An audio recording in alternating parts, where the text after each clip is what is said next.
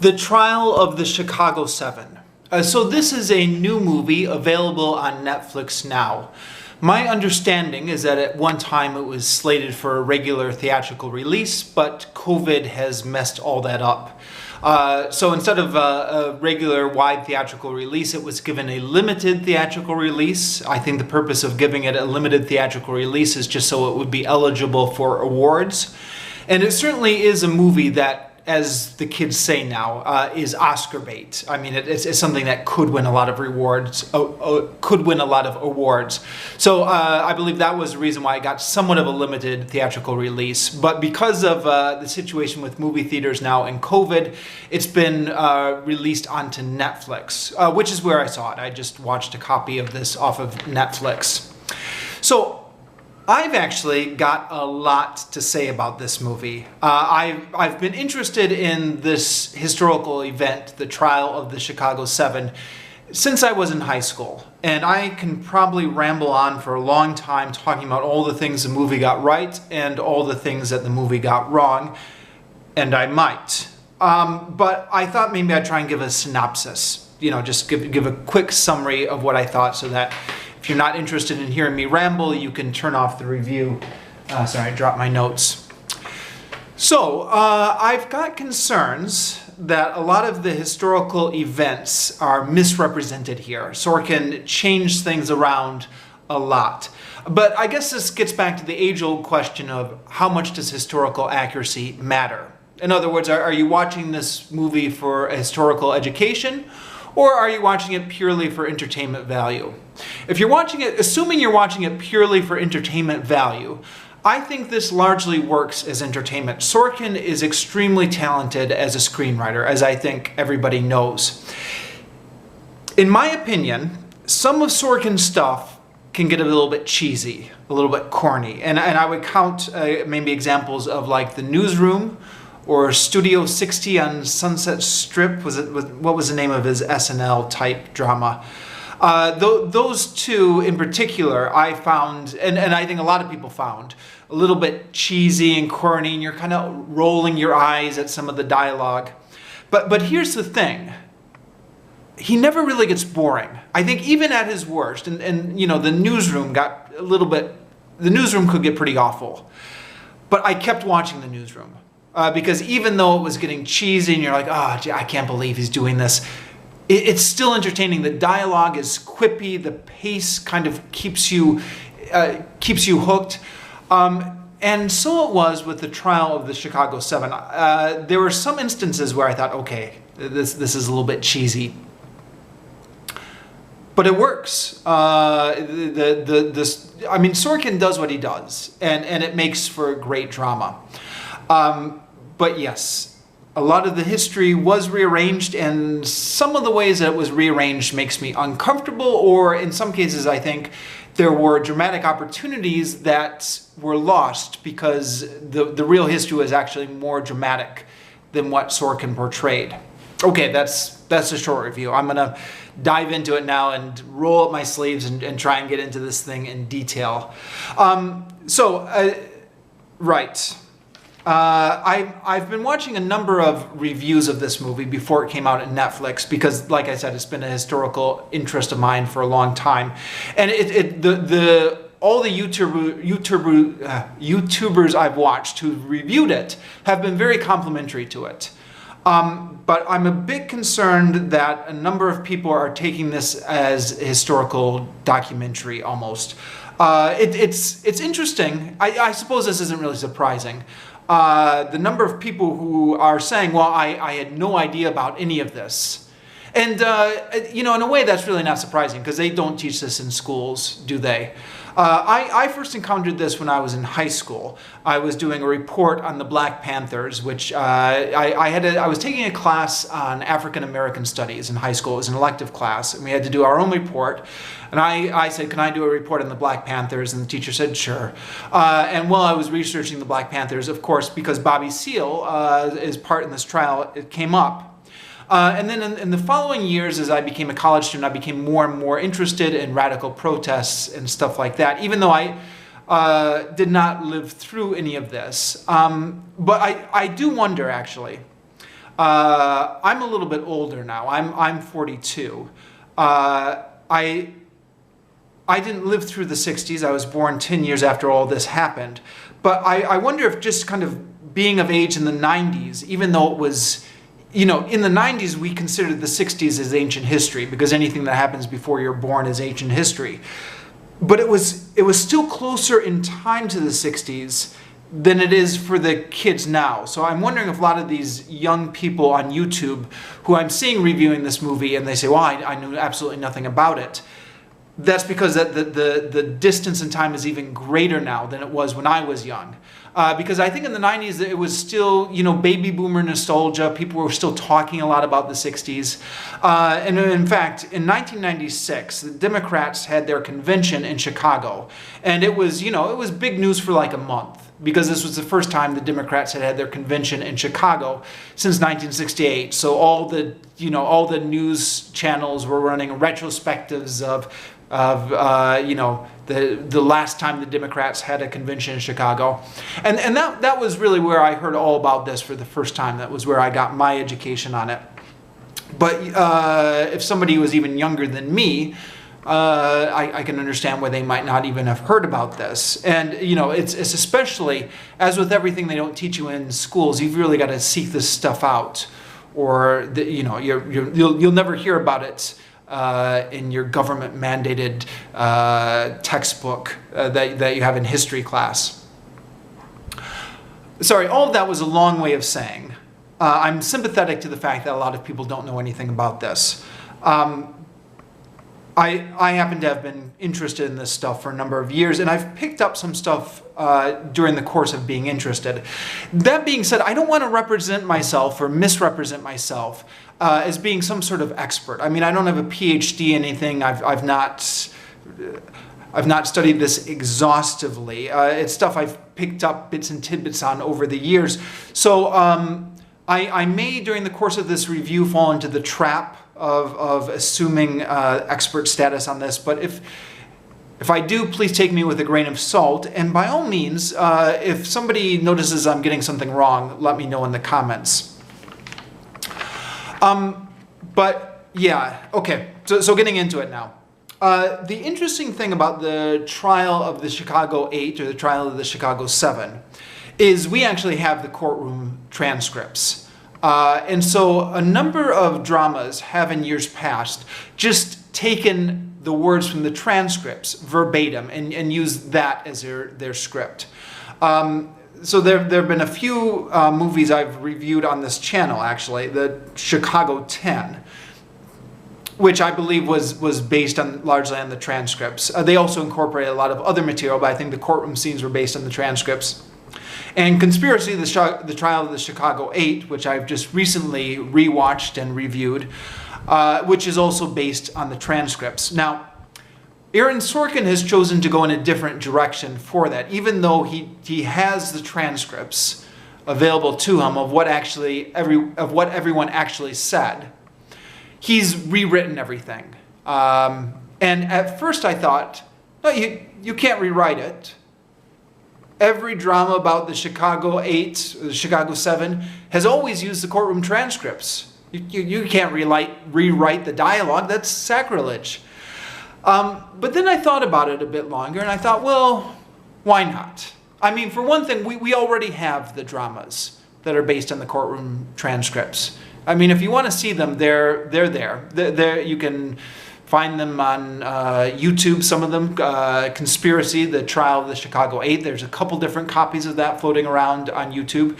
That's a docudrama that's based right off the courtroom transcripts. Aaron Sorkin is the most talented screenwriter, I think, alive today. And to a certain extent, it's a waste of his talent if he's just going to reuse the courtroom transcripts. I mean, if you're paying your money for that Sorkin screenwriting, you might as well get the Sorkin screenwriting. So this is not the historically accurate version. This is what everyone should have said in a more dramatic world as envisioned by Aaron Sorkin. And I don't think there's anything wrong with that per se, as long as everybody knows that this is just entertainment and this is not the way it actually went down.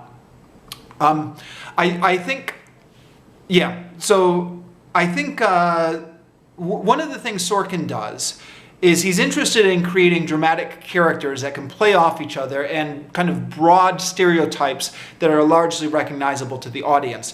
And I think that this is the most noticeable thing he does in terms of a distortion of history. So, for example, Renny Davis. Renny Davis was, by all accounts, one of the plainest members of the Chicago Eight. I mean, you had all these kind of outlandish characters like Bobby Seale and Jerry Rubin and Abby Hoffman, who had, you know, the full kind of, Abby Hoffman and Jerry Rubin at least had the full hippie costumes going on with the frazzled hair and stuff. And Renny Davis looked incredibly ordinary. In fact, a number of people, the moniker he attracted, apparently, was the boy next door. People were surprised that somebody with such an ordinary appearance could have been part of this hippie movement.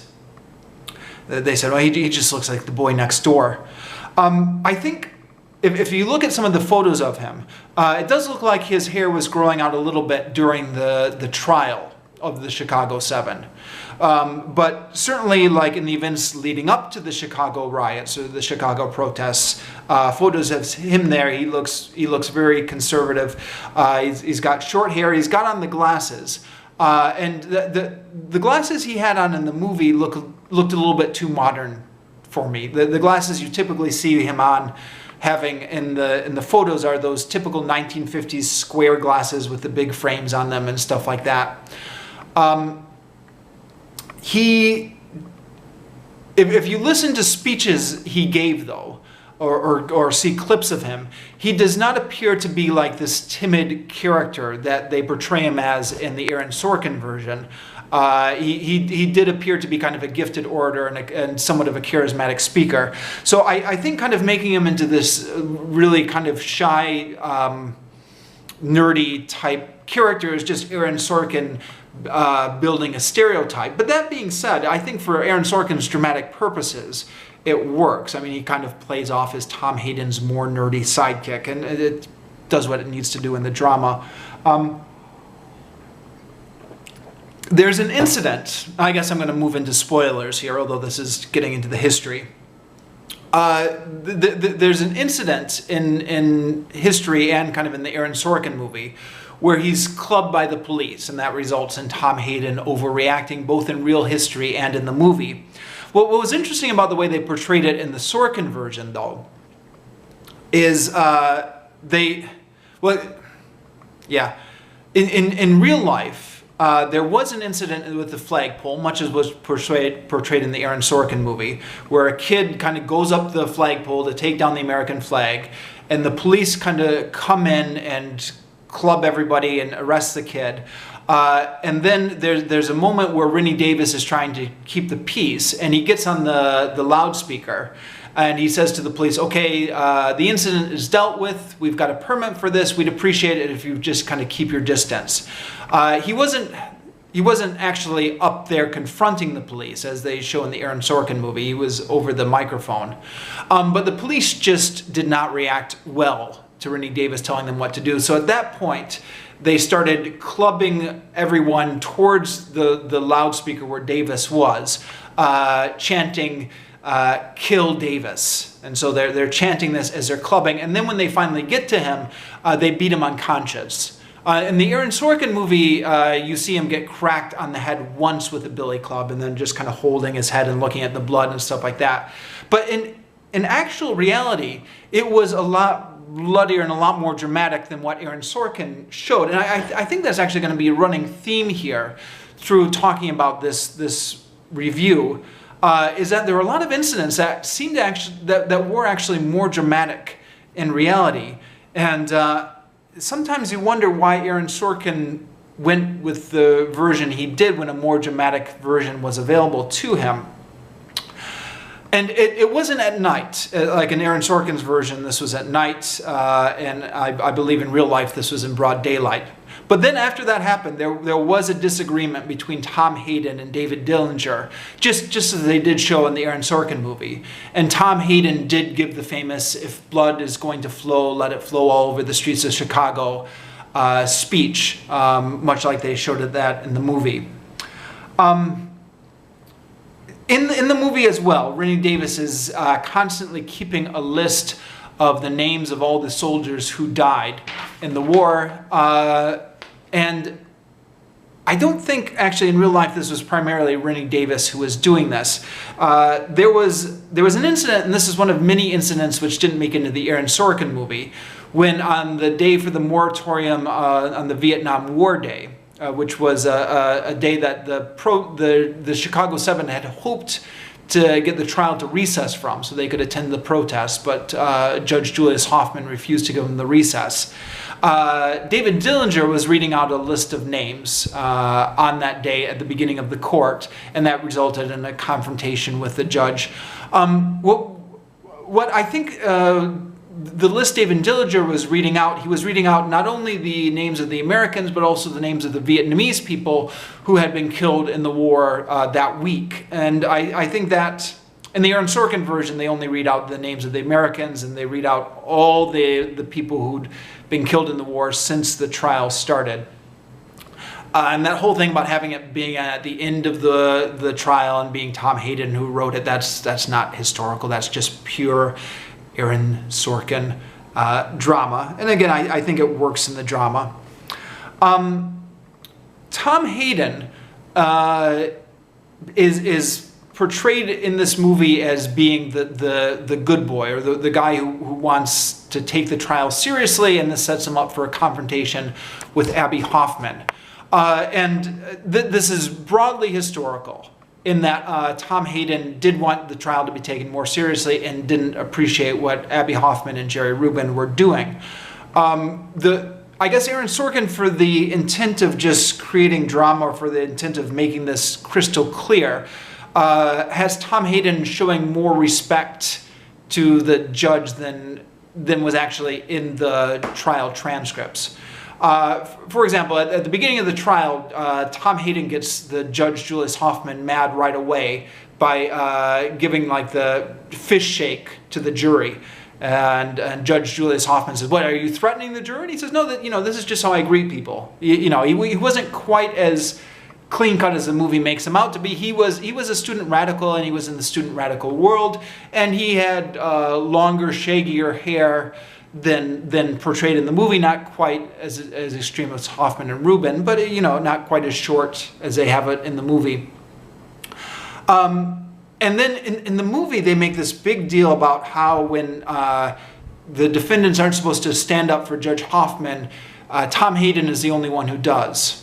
And that's not the way it went down in real life. In fact, I believe in the transcripts, the prosecution says, when they're not standing up for the judge, the prosecution says, it's Hayden. Hayden's the one who's not standing up. So he was like the first one who sat down during the Bobby Seale incident and wouldn't stand up for the judge. But that being said, I think there is some historical truth to the way Aaron Sorkin portrays it, in that apparently Tom Hayden was, of these 7, the one who was kind of most worried about being put in jail forever. In retrospect, you kind of think, oh, these guys, they're American heroes. They were never going to get put away in jail for forever.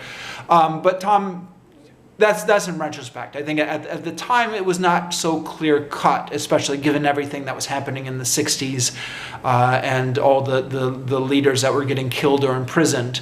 It did seem at the time like it was a real possibility that they could just get locked away and people were going to throw away the key. And Tom Hayden, in the remarks he made before sentencing, says, my only regret is that I had wanted to have a child, kind of indicating that he's afraid they're going to put him away forever and ever. But he was not playing quite as nice with the judge as the movie makes him out to be. He was participating in some of the acts of defiance along with his co-defendants.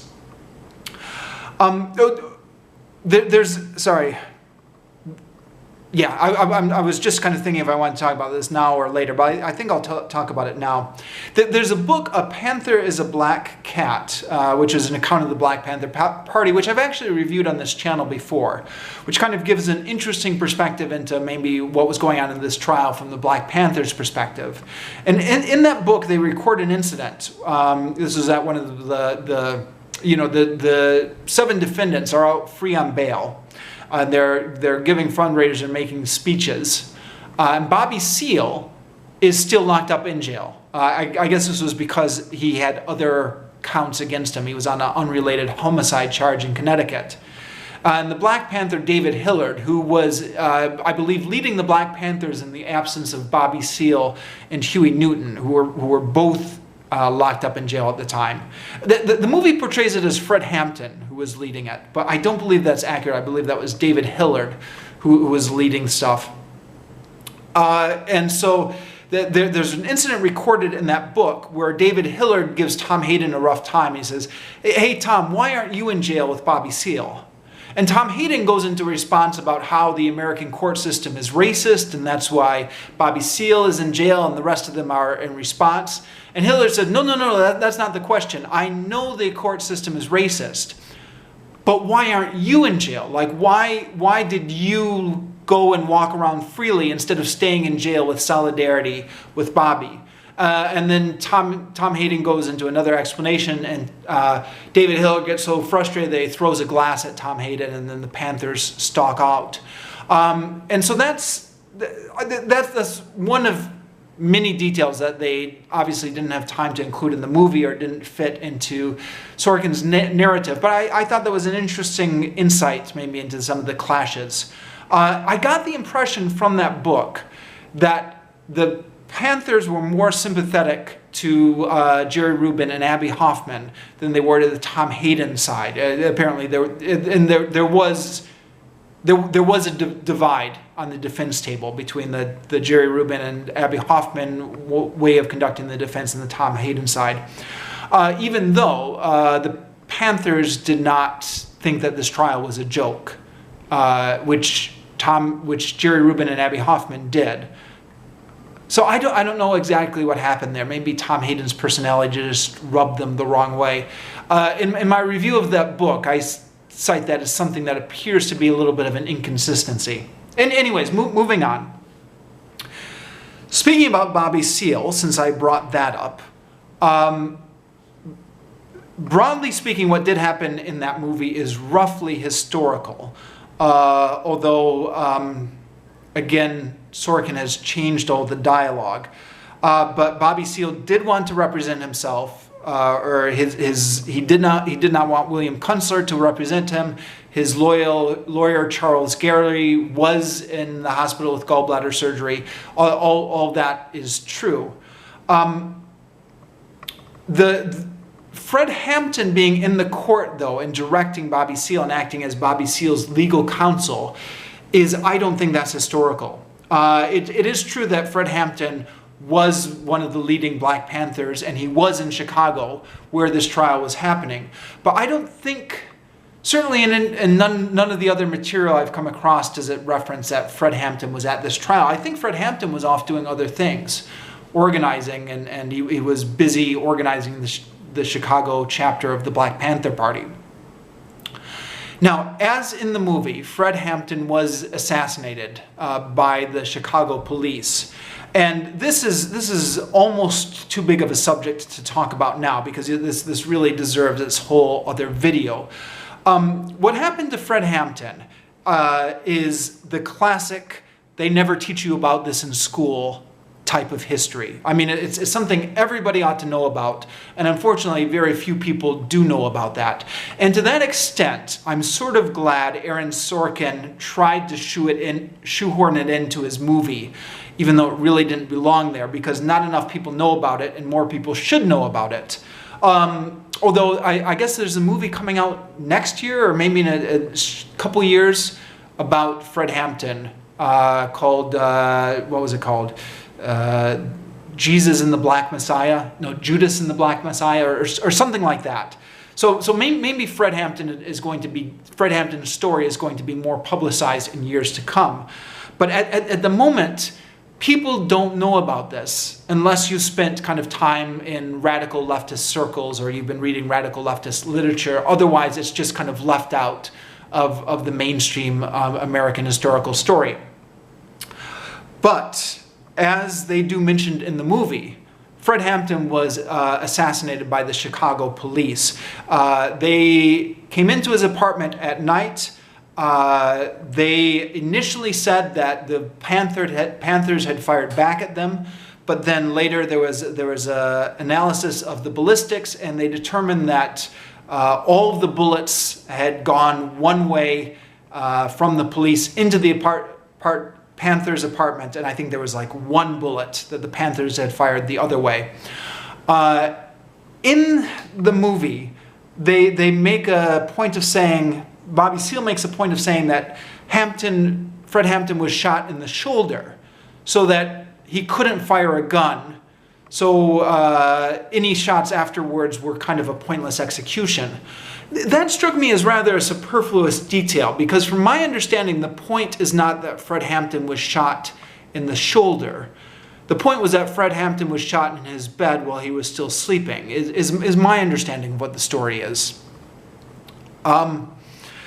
So I guess to sum up what I'm saying is, the story of Fred Hampton is important and absolutely deserves to be told. It's not really properly part of this story, though, the Chicago 7 story, the Chicago 8 story. So I don't know. I guess I have mixed feelings about it being shoehorned in. I'm glad more people are learning about it. But as a dramatic moment, I'm not quite sure it works entirely, because the script does not have time to process what's going on. I mean, there's really no explanation. If you didn't already know the story of Fred Hampton, what had happened to him, I imagine this whole section of the movie can be quite confusing to people who are just encountering the story for the first time. And apparently this movie is how people are encountering, a lot of people are encountering this story for the first time. In the movie's portrayal, it's kind of grief over Fred Hampton being assassinated that is what finally pushes Bobby Seale over the edge, but that's actually not the way it went down in real life. Bobby Seale had been arguing with Judge Julius Hoffman, and the argument had just been escalating. There was an interesting back and forth between Bobby Seale and Judge Julius Hoffman about the American founding fathers, who their portraits were on the wall behind Judge Julius Hoffman. George Washington, Thomas Jefferson, Benjamin Franklin, and I forget the other guy. And Bobby Seale said, you've got the portraits of those guys behind you on the wall. Those are slave owners. With the point being, like, how am I going to get a fair trial here? How can a black man possibly get a fair trial when you have slaveholders up on the wall behind you as like these saints of goodliness, or what this court is supposed to stand for? And Judge Julius Hoffman responded, I never thought I'd hear the day when a judge was criticized for having a portrait of George Washington up in his courtroom. And that back and forth is usually in most dramatizations of this trial. Again, this is one of those, another one of those examples when I think what actually happened was in many ways more interesting than what Aaron Sorkin chose to include. But anyways, in Aaron Sorkin's version, Bobby Seale is bound and gagged following his breakdown over Fred Hampton. And Bobby Seale really was bound and gagged. Once again, the actual history is more interesting than Aaron Sorkin's version, though. In reality, Bobby Seale was bound and gagged in that court for 3 days. And he kept trying to talk, and the gag kept getting loose, and they kept bringing him out again and gagging him again and wrapping it up tighter and trying to bound him tighter to the chair so he couldn't move. And that went on for 3 days, and I think that's significant that went on for 3 days. Because in Aaron Sorkin's version, the moment Bobby Seale comes back in and the moment he's shown as bound and gagged, then the prosecution says, you've got to declare a mistrial here. Prosecution Richard Schultz, who's played by, what's the name of that actor?